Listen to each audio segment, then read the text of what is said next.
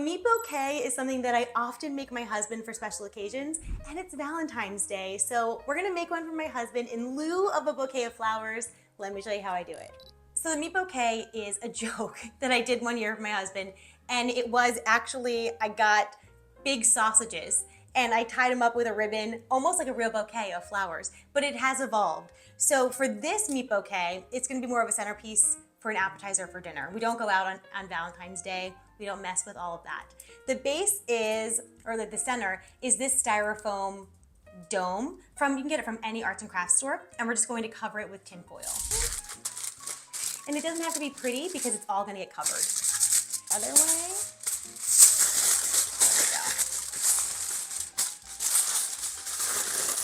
And you can really do whatever you want. You can make this bouquet with whatever meats or cheeses or just with fruit. It's like an edible arrangement, but with antipasto type food. So I went to the store and I got my husband's favorites. So I have salami, pepperoni, black olives, and then I got a few different fun cheeses. So I got balls of mozzarella. This is a ghost pepper Colby Jack, which I think he'll really like. Cheddar, obviously. And then this is a New York cheddar. It's a champagne New York cheddar. So I think that's kind of fun. This is also great if you're entertaining. You can just kind of like do a fun little centerpiece.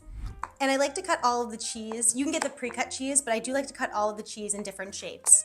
So the cheddar, I'll do cubes, and then maybe I'll do a big flower. I'll cut the champagne into like triangles, and you just start to add and add and add and add, and it's super fun.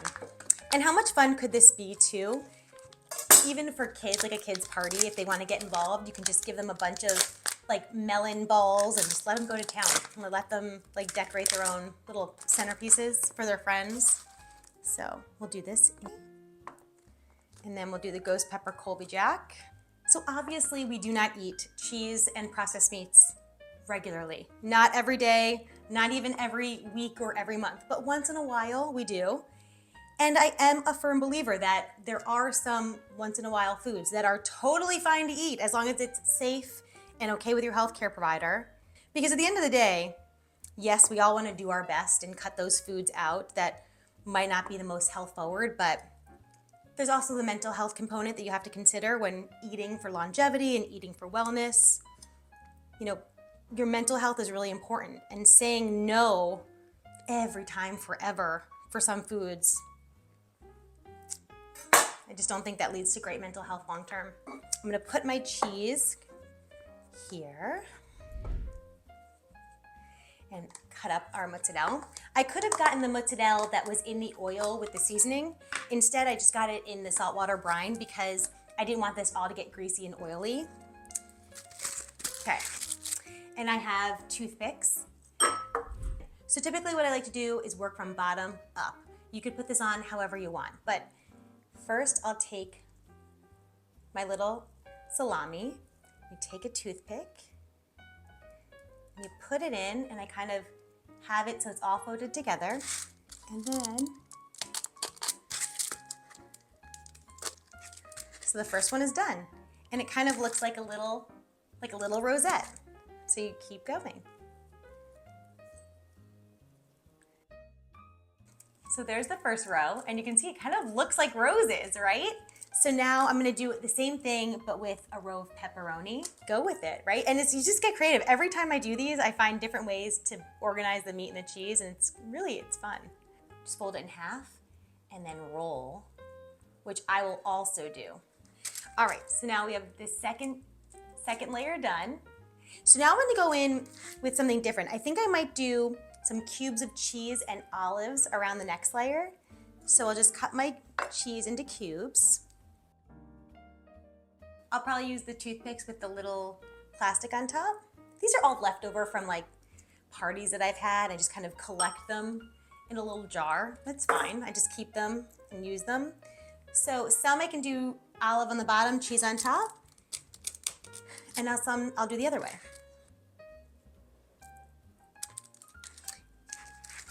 There we go. See how it's coming together? And probably between these, I will do some of the spicy cheese, and maybe I'll just kind of I'll fold it a little bit So it's a multi-layer of that spicy cheese. I think that's the pretty part of this, is that you can get really creative with textures, just like you were getting a bouquet at the store, right? There's baby's breath, there's leaves, there's all the color and the texture, and it's really pretty. I've even done this for charcuterie board, and I've done dried apricots or mango or figs on these types of boards before for a party, and it is a big fan favorite. It looks very expensive, but it is not. If I can make it myself and save the money, I'm gonna do that. Coming together. So now I have a little bit of space left over here on the top. I'm gonna go back through with some pepperoni. And maybe this time I'll do the pepperoni in little rosettes. And go through the center to put it in. I have basically all the sides done. Almost just dropped it. And I will go back and fix up some of the space that I have. But now on the top, I want to make I'm gonna take my olives, and I wanna make different kinds of flowers, cheddar, olive sticks, skewers. So I'll take my olive, I'll do maybe 3 like this. And then I'll take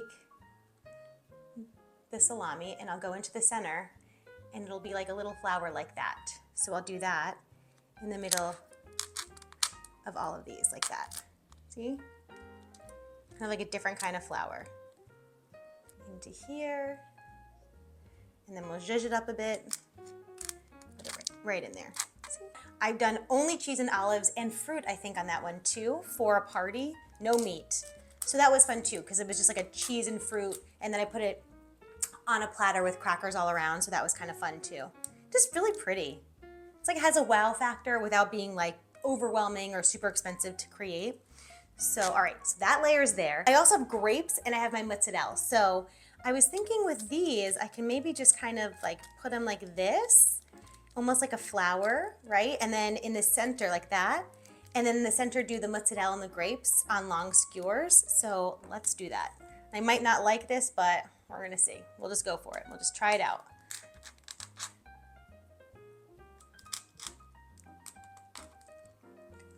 Okay, and now I'm gonna do some grapes in the middle.